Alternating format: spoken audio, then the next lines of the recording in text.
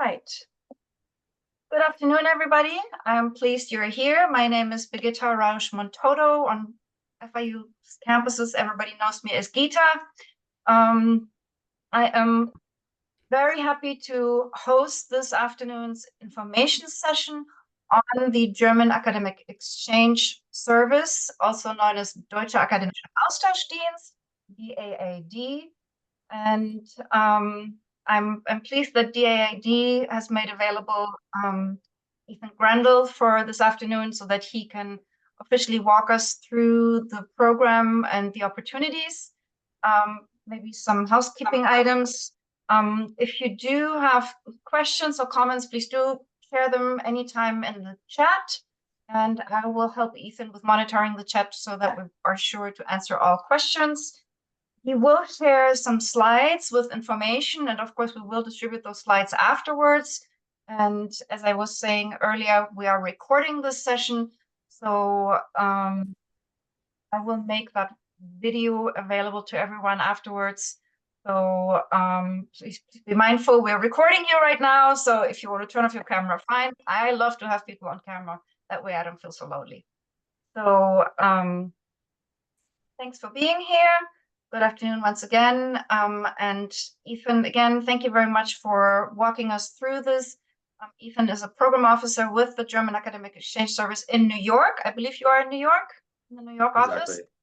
And he has been with DAAD, as he told me earlier, for 5 years, through the dreaded COVID years, which were, of course, really tough years for global agencies like DAAD.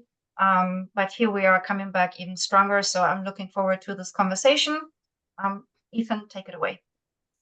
Perfect. So thanks so much for the introduction and inviting me to join all of you today, Ita. And yeah, glad that you're all here. And I'm going to go ahead and share my screen. So let's see if this is coming through all right for all of you and the slides that we have here.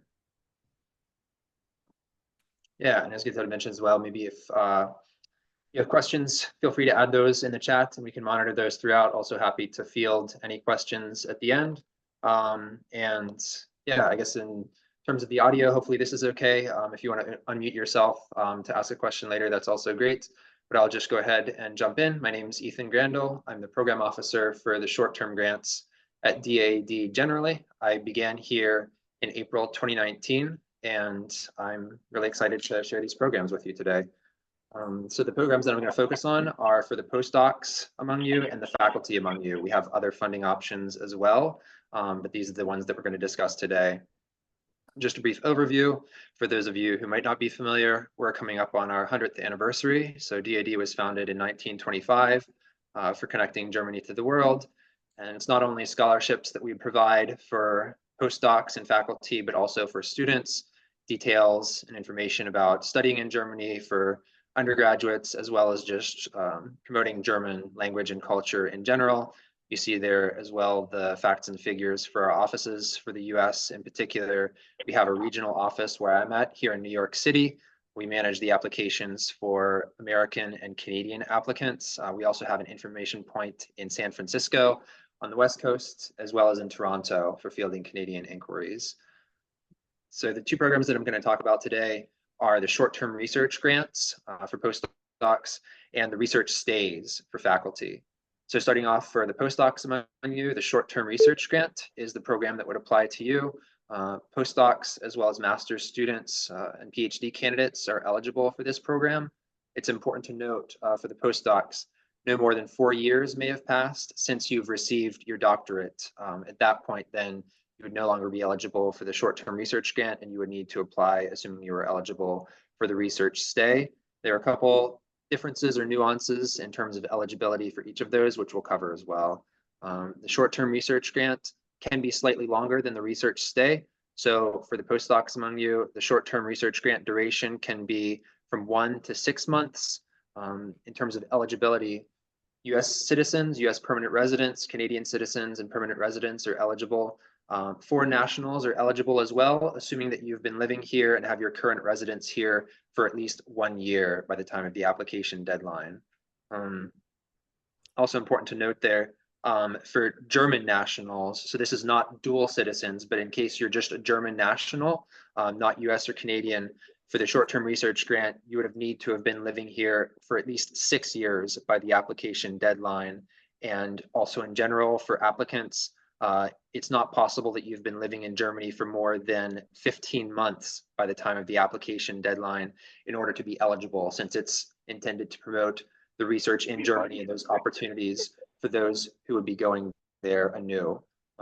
So hopefully that's clear. You see there as well, the stipend for monthly support is $1,300 for postdocs. It's the same for PhDs. It's slightly less for graduate students. And in terms of the deadlines, something that's also important to address. The next upcoming deadline will be this May 2nd. And that applies for research that would be beginning as early as October of this year. So the earliest that you'll be able to begin your research if you were applying for the upcoming May 2nd deadline would be October of 2024. You could also begin it as late as March of next year. However, the latest window by which it has to finish is also March. So you see that the grant duration can be maximum 6 months. So if you were intending to do 6 months, because of the way that the household year this year is regulated through our finances, the 6-month duration would have to be from October through March. Obviously, you're free to choose a smaller duration within that window as well. So you could do just October, you could just do March, you could do 2 months, December and January, for instance, but that would be the range in which you would be able to conduct your research for the upcoming May deadline. It's a biannual application process, so there's also an application deadline coming up in November. That would be November 4th. There's more details on our website for that will be updated closer to the time, but traditionally the earliest possible start date for research for our November deadline has been May. So in May of 2025, if you were looking ahead for a bit farther or something next summer, that's when you'll be able to begin your research. And you could refer to our site in terms of the parameters for when that could end. In terms of results, those are typically available for the May deadline application cycle. Little later in the summer, I would say around August is when those are usually made available. For the November deadlines, the results are typically made available later in February, sometimes in early March, depending on how long it takes our headquarters office in Bonn to process those. Maybe also just a housekeeping note, if some of you are unmuted, if it helps to mute your microphone while you're there and just to unmute yourselves if you ask a question, that'd be great, thanks. Let's dive into the required documents that the research grant application requires. So the research grants are applied for through our online portal. CVs, standard list of publications, if you have those. Unique to the short-term research grant is a personal statement, 1 to 2 pages. And then I'll talk about the research proposal a bit as well. You see there the maximum is 5 pages, so please refer to that. There can be some confusion because our DE page lists 10 pages, which is a global parameter. So the 5 pages is for North American applicants. I would say we get questions about that fairly often in terms of the structure of that or the detailedness of that. So it should be, as it says here, extensive and detailed. You're not necessarily writing for someone in your specific field, but the applications would be read by professors that are generally close to yours. So typically a science proposal is not going to be read by a German professor, vice versa, et cetera. So it can be niche enough to be specific, but not with all of the most of the jargon and so on, sort of striking a balance. I would say a mean between those. Other details for the research proposal. Yeah, if anyone has any questions, feel free to add those. There's the schedule of planned research work. Again, the more detailed that can be, the more thorough, the better. The host invitation letter is essential. So that's confirming that a workplace is available for you there in Germany. It's also possible, depending on the nature of your project, that you could have more than one host institution. These parameters apply for the faculty research stays as well. So if you have an interest in conducting research at multiple locations during your stay in Germany, then you would simply procure an invitation letter for each of the host institutions at which you were intending to do your research. And then some things for just the postdocs, just the short-term research stays, or short-term research grants, excuse me. This is the short-term research grant checklist. For that application, also required are your transcripts, your degrees or diplomas, a language evaluation form, even if you don't speak any German. German isn't a requirement per se. It would just need to be commensurate with the research you were undertaking there. And we note that on our application checklist. So you just submit that document and write no knowledge of German. Then we also ask for the short-term research grant application, a reference. Our reference form is available. There was a change to the application just this year where it can now be submitted on the website directly. However, if your reference prefers to do that confidentially, and sending that to us by mail, that's still also, of course, an option. Maybe then just closing here, some general application notes. We advise applicants to start the application earlier before the deadline date, just in case there are any potential technical issues, just in case anything comes up with that, just in case you have any questions about the portal. We're of course available to troubleshoot with those, as well as our team in Bonn. But I think that's the main thing, talking about short-term research grant applications. And then I think we can move on to the research stays and discuss a few differences with those. So these are primarily this is our faculty program. This is for scholars. The requirement here is at least 2 years of full-time work, either in research or in teaching, by the time of the application deadline following when you had received your PhD. Also noting here, just US citizens, Canadian citizens, or permanent residents are eligible. So the application parameters are a little bit broader, a little bit more general for the short-term research grants.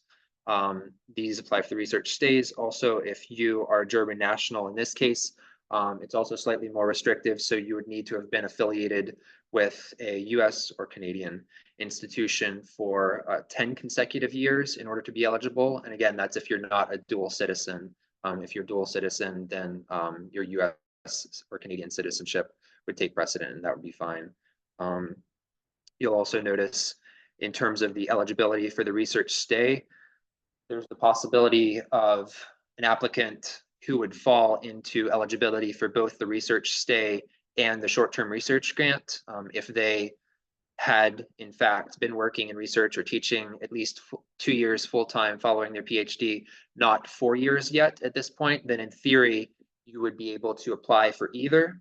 And in that case, it's up to you. I would say that applicants in that case tend to apply for and are probably better suited for the research stay for faculty rather than the short-term research grant. For one, the research stay applicant pool, I would say, tends to be slightly less competitive. I mean, it varies from year to year, but the short-term research grant is probably a more competitive pool. It tends to receive more applicants, but also I think that the ones who would potentially fall within that overlap between the two are probably more similar comparatively to other faculty. I think that being compared with other students, even at that point, master students who are looking to sometimes go to Germany for the first time, probably it's more helpful if you're being compared with other faculty. So that would be just my informal advice or thoughts on the potential ambiguity if you are eligible for both programs. You see there then the breakdown for what the stipend supports. So assistant or associate professors receive 2,000 euros a month. For full professors, that's 2,150. Also travel allowance if that isn't something that your home university or another source is covering. And I mentioned there are fewer required documents for the faculty. I'll say more on that in a moment. Talking about the application deadlines, again, similarly, I would point out the upcoming deadline is May 15th, so a couple weeks after the short-term research grant deadline. Similar to the short-term research grant, the earliest that you'll be able to start your research, if you are interested in applying for this upcoming cycle, would be October of this year. And it's a 1 to 3 month grant program. So the maximum time frame is slightly shorter than what the short-term research grant offers. The maximum would be 3 months. And the latest that you would be able to conduct research from the upcoming May cycle is January of 2025. So slightly sooner than what the short-term research grant would allow. So again, if you were looking at a maximum of 3 months, those would have to be situated within October, November, December, or January coming up for this year and January 25 of next in order to be eligible. Then otherwise, you could look at the October deadline, October 15th of 2024. that supports research that would begin as early as April of 2025. And again, you could refer to our website once that approaches a little bit more closely in terms of the full period that would be available there. Again, for these, I would say that results tend to be available along a similar time frame as the short-term research grants. So for the May cycle, results in August could be expected. For the October cycle, usually in February, potentially early March. Yeah, and then I think just to clarify, I mean, these are research grants. So for faculty in particular, sometimes there's ambiguity as well. It's really for supporting research, so not teaching or exchanges like that, a lecture tour. It would be for research that you'd be looking to complete in Germany. And also if you'd be looking to repeat research in Germany, research stays are eligible for faculty once every 3 years. So after that had expired following a research stay, you would be able to apply again if you were interested in going back to Germany. So I think that's what I have from my side, and then happy to field any questions that you all may have. Great, thanks, Ethan. So there were 2 folks in the room who have dual citizenship. Could you address, I guess they have German citizenship and American. Any restrictions there? So this is for the research stays, I take it, for dual citizens. Essentially, if you're an American, in this case, American and German dual citizen, then if basically your entire trajectory to this point hasn't been in Germany, then we would go with your American or say Canadian citizenship. For the short-term research grants, like the 6 years requirement here, and for the research stay in particular, then the 10 years consecutive required here, that would be if you were just a German citizen but did not have American or Canadian citizenship. And of course, feel free to reach out to me as well. If you'd like to confirm, you can send me your CV just to double check. But for all intents and purposes, if it's someone who hasn't been doing everything in Germany, then Great, thank you for that. Other questions? I have a list of questions, but go ahead. How do you? Can I? Maybe you can raise your hand. Someone else is unmuted. Oh, I did. Now I raised my hand. Perfect. Go ahead, Thomas. Yes, Ethan. So for a full professor, it's 2,150 per semester. Per month. Excuse me? Per month. Per month, yeah. What happens with the FIU salary in this case? So salaries, that's a good question. Salaries are, maybe someone else is unmuted. Yeah, I actually muted. Okay, let me go. Everybody. Okay, perfect. All right, I muted everybody. I had to enforce that. Sorry. Yeah. Go ahead. Yeah, so that's a good question for faculty salaries. Also, for instance, for postdoc salaries, salaries aren't affected, so salaries would not reduce funding. However, it is important to note, like say for other sources of funding, if it were someone else who were receiving like a, I don't know, NSF grant or like there are restrictions on what could be accepted concurrent with DAAD funding. And if it's above a certain threshold, I think 540 euros, then it would be deducted from the monthly DAAD funding. However, that's not something that applies to salaries or like a graduate student stipend for the short-term research grants. So faculty salaries, speaking to your question specifically, Thomas, that would be fine. Salaries would not be deducted from the monthly stipend. It would just be like other external grants. Basically, DAAD is just trying to prevent like double dipping so that you're not getting 3 or 4 grants to do the same project in Germany.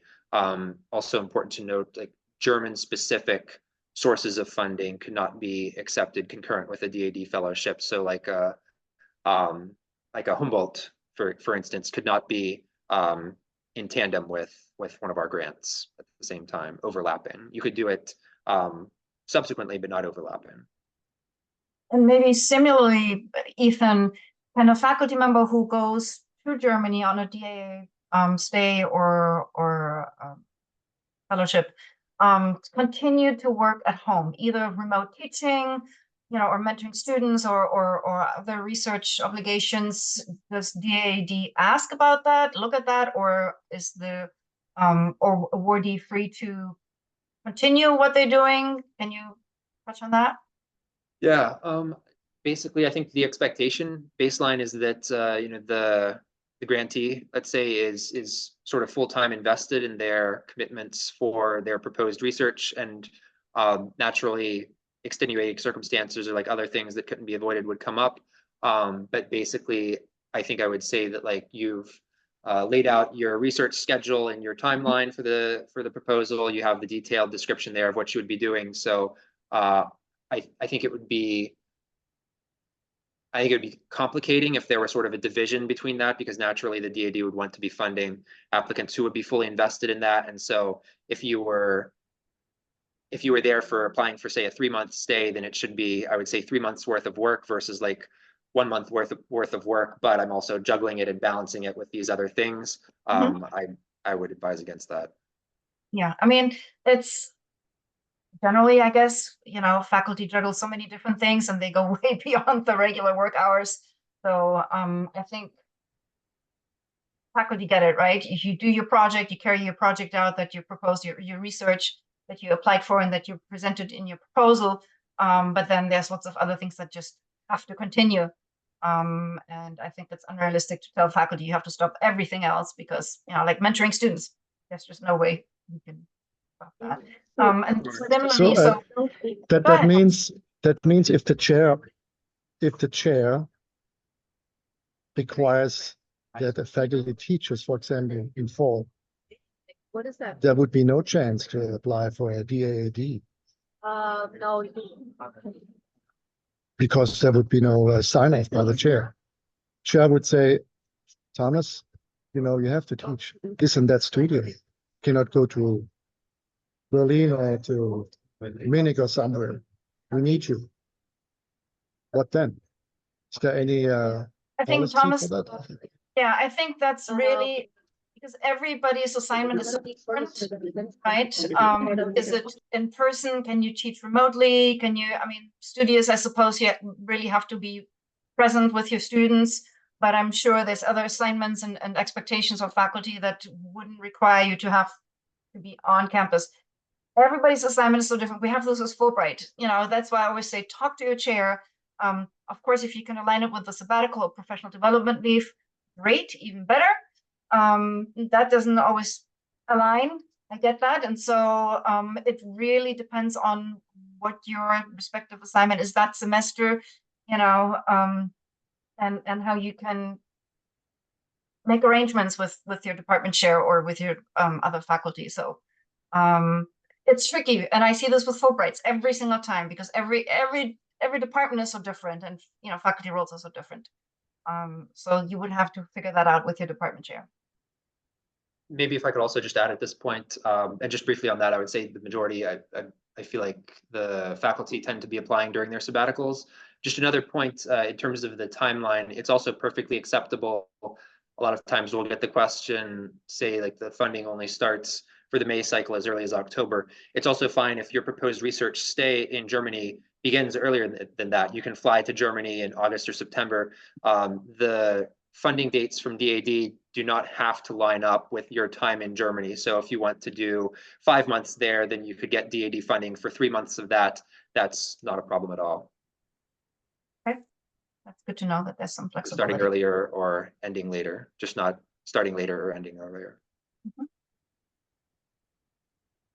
Other questions? Thank you.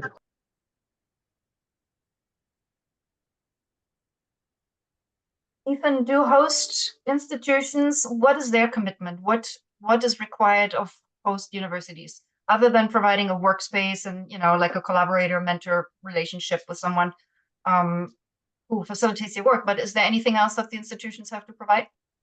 I would say that's the basics of it, and then naturally those vary from project to project. So some of the host institutions are colleagues and longtime collaborators of the applicants who've been working together for years, if not decades. Sometimes it's someone who's just in a specialization that's particularly well suited to they reach out for the first time. and they get a letter that says, we're happy to host so-and-so, we'll provide a workspace, and that covers it. For the invitation letter, naturally, if one can speak to the depth of the connection a bit more than just, they'll have a desk, thank you, that's great. But the nature of the collaboration is open to the best fit for each prospective host, I would say. And overall, how many awards are made every year in both categories, the short term and the longer term? Do you have an overall number, you know, the budget, or is it, what is DAAD looking for? I mean, I'm sure there's not an unlimited amount of funds. So do you have an idea of how many awards are made every year?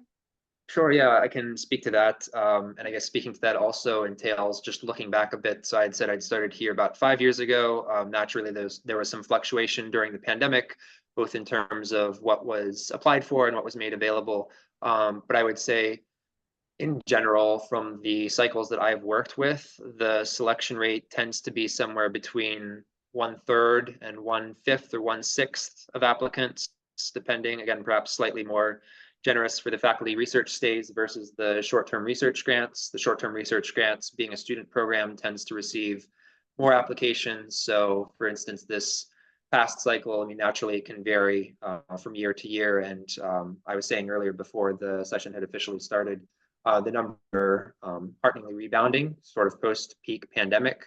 But to get like maybe 40 or 50 applications would be normal for for one of these programs, like maybe 40 for the faculty. Coming back with where the numbers are at now, maybe 1.5, potentially 2 times that for the short-term research grants. So again, lots of variance from year to year. And in terms of, because I think you mentioned also what's being looked for. I think the essential documents are the project proposal and the host invitation letter. I mean, naturally, the applicant's background and qualifications are taken into consideration with both programs. It's occurring to me also, I'm not sure that I specified which documents were unique to the short-term research grant versus the faculty research stay, but the faculty research stays do not require a separate 1 to 2 page letter of motivation. They do not require transcripts or degrees or the Sprachzeugnis, the language evaluation form. Those are all unique to the short-term research grant application, as is the reference. So I think it's 7 versus 11 required documents for the research stay, but I would say again, the proposal is the essential one, and the host invitation letter is also key. So just getting a sense of what really is motivating this, what is intrinsic to this that has to be done in Germany.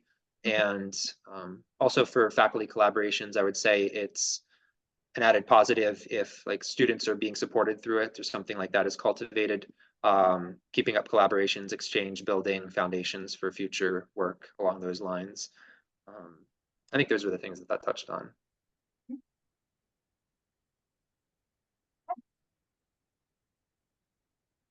Any other questions? This is fairly simple compared to many other grant awards, I would say. And Ethan, you had told me from the beginning, we only need half an hour for this. So here we are. It's 2:30, and we do not need to keep people hostage any longer than necessary. So last call for questions. I have one. Go ahead. I was a little curious about, sort of what they prioritize in terms of collaborations. I mean, is the spirit of this to, for instance, I've been collaborating with some folks for years in Germany, but is the spirit of this to cultivate new relationships, or do they support, projects that are ongoing? It's just an opportunity to continue research, or is there a focus when they're selecting these things on the most novel and the most, high impact sort of things? Sure. Yeah, thanks for your question, John. I wouldn't say there's a finger on the scale either way for that. No preference really either way. Just weighing those two, I think it would kind of come down to the intrinsic merits, how highly rated the proposal was, but it's not like we are trying to get 2/3 new projects and 1/3, prior collaborations or vice versa. I think that if it's well structured and thoughtfully articulated in the application, then either is great. Thank you. Yeah, I think either one the justification of why you have to be there in person, right?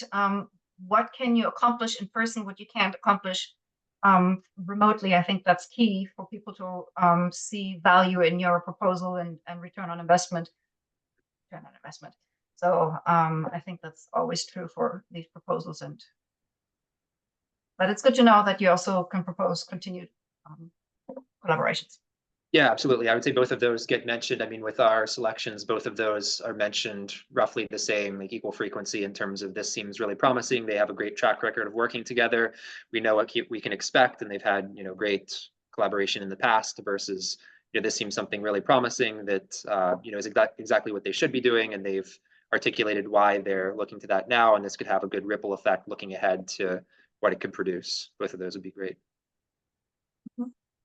Yeah, and the awards are made directly to the faculty member, right? They're not through these institutions. These are Correct. Yeah, it's directly. which I always think makes things a little bit easier. So, okay, all right. I will share the recorded video, the slides, and Ethan's contact information with all of you. So if you do have any other follow-up questions, you can reach out to him directly. Ethan, thank you so much for this really crisp overview of what DAAD has to offer for faculty. I really appreciate it.